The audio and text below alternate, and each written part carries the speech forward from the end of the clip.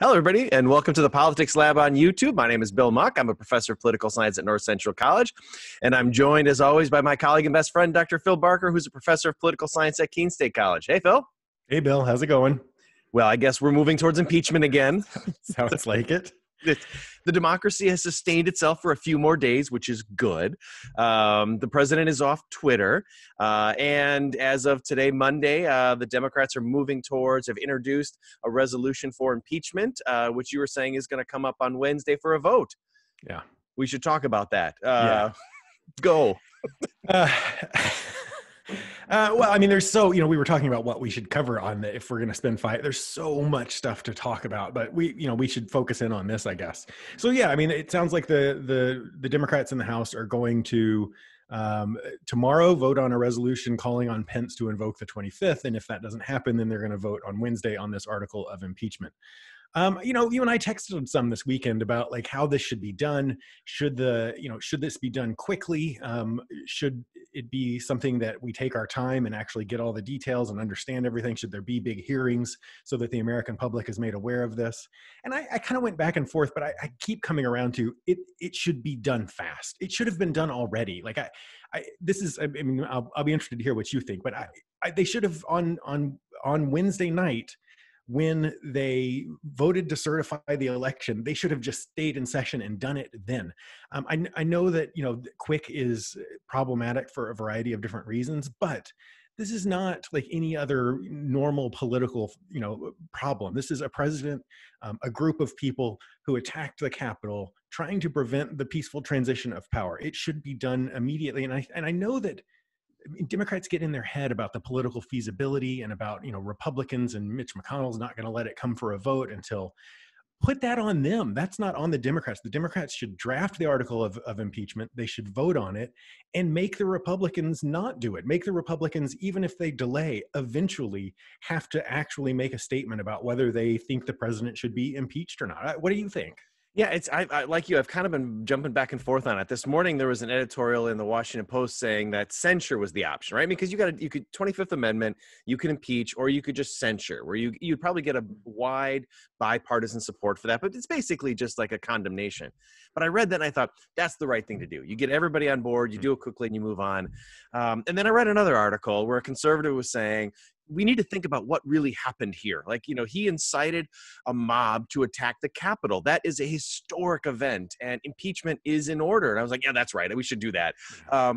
I'm less worried about the time. I think you're absolutely right. Democrats should impeach in the House immediately, move that quickly. I'm not as worried if it takes a long time in the Senate. Even if it gets pushed back into the new session, within Biden's first 100 days, they can walk and chew gum at the same time. You could have a thoughtful process. And if that means it's going to get partisan, as you said, let the Republicans take the stand of defending a president who incited people to attack the Capitol, right? I mean, I think that at the end of the day, you do what's the right thing. And as a citizen, it feels like you have to have a real conversation about this. So yeah, but it's hard because the politics seeps in and it makes all these other conversations much more difficult. So I'm less worried about the time. I feel like you can make that work. But politics is going to matter, right? You just can't get around that. I see, but this is, I think you're right. And that's where part of me was like, if the Republicans aren't going to allow it to come to a vote in the Senate until Biden is president anyway, then why not take our time? But then that's what we've been doing for so long in America, is that the Republicans have been able to dictate things. And I think, don't let them dictate this. That's where I think time does matter, and that he's a dangerous entity in the office of the presidency. He should be removed. He should have been removed Wednesday. And so that's where I'm like, don't, just because the Republicans are going to drag their feet on it, quit worrying about them. You vote, they should have voted on Wednesday, have the article of impeachment ready, send it to the Senate. And if the Senate waits and they take two weeks or a month or whatever to get around to it, and Trump does something insane in that time period, you've done the right thing. Like, don't let them sort of dictate what the Democrats should be doing. They should be doing what is right, what they think should be done, and don't worry about they should worry about the political consequences. But it feels like for so long, Republicans have been in Democratic leadership their head about this sort of stuff, and it felt like one of the things that happened Wednesday was that spell broke a little bit, right? You can see it now in Republicans who are calling for unity.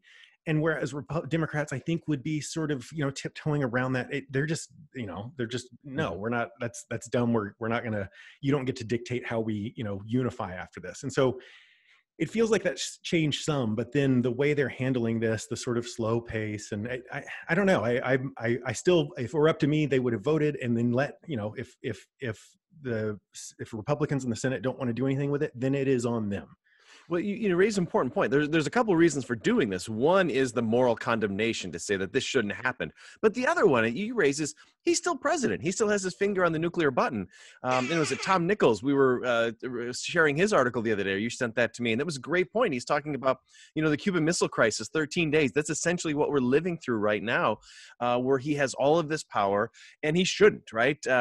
For me, that falls more on Mike Pence, right? I get that the Congress can do something, but this is a moment where Mike Pence, he should be intervening. He should be leading that movement for the 25th Amendment. If not now, when, right? I can't imagine a more appropriate case where you could say the president has done something that's terribly dangerous and needs to be removed from the levers of power. I think that's a really powerful argument. He's not going to do that because he's thinking about his own political prospects down the road, which I think are toast either way. But right. He should do the right thing, Phil. It is a bizarre to see how he plays this out is really strange, because Trump was, the mob was unleashed on Pence as well. I mean, they were, all the video that's come out. As more evidence comes out, you realize the severity of this, right? People were chanting "Hang Mike Pence" and looking for Mike Pence at the Capitol. So the idea that somehow those people are going to later rally around Mike Pence for president, it feels like the Trump supporters are done with Mike Pence, and anybody else who's opposed to Trump is done with Mike Pence. It just seems like I don't understand why he wouldn't. I don't know. Again, if you sicked a lynch mob on me, Bill, I don't know that I would cover for you after that. That's right. Much as I like you. And Trump for good reason. And Trump hasn't apparently called him. There's been no connection. Connection or talking about any of this. And Pence could go down in history for doing this, right? We're in the moment. It's so hard to assess all of this, but it's pretty clear that history is going to judge this harshly. It'll go down as one of those, 9/11 Pearl Harbor type of days. And Mike Pence could go down positively in history for intervening and saving the country. Now he's going to go down in history as the guy who thought, well, it's only 13 or 14 days. It's probably going to be fine. History doesn't remember those guys. And the risk is, we should be clear, the risk is very real and very high. There's, after Wednesday, there has been lots of, chatter and talk about doing something on the 20th or on the 19th. There was one of the government agencies came out and said there are credible threats on essentially all 50 state capitals as well. This is a real threat. They're deploying, well over 10,000 National Guard people to the inauguration. It's not that Trump is just, it doesn't even matter if Trump has just gone away, right? He has unleashed this thing, this beast, and it's just for the safety and security of the country, but also just to make a statement about condemning the action. The idea that we're going to just kind of skate through these next week, 10 days, and then it'll all be okay is bizarre to me. It's back to what we talked about last week on the podcast, which is it's so easy to fall back into this way of thinking, which essentially says, I can't imagine anything happening. And so I'm going to assume that it's going to be okay. Right. It's naive. And the reality is it's likely to get worse, right? Those individuals of that mindset that charged the Capitol have now been shamed publicly. The government has shamed them. The corporate America has shamed them. The news has. That's going to only make them more alienated, more militant, right? It's more likely that we're going to see incidents and violence play out. So that's why this is so important that the government speak with one voice to say, not appropriate. It's time to move forward, whether that's Pence or Congress. I feel a momentum among the Democrats, but you're right that they struggled always kind of doing the right thing. They get caught up and they trip over little things. So it will certainly be something to watch. Yeah. I'm sure we'll continue to talk about this on Wednesday on the podcast. So if you're interested, join us there. Maybe we'll hit on the Twitter ban and whatever else has happened in the next couple of days. So please, I can't imagine anything else changing in the next 2 days. It's exhausting. So yeah, stay tuned. And if you like the podcast or the videos here, follow us on YouTube. All right. See you then, Phil. See you Wednesday, Bill.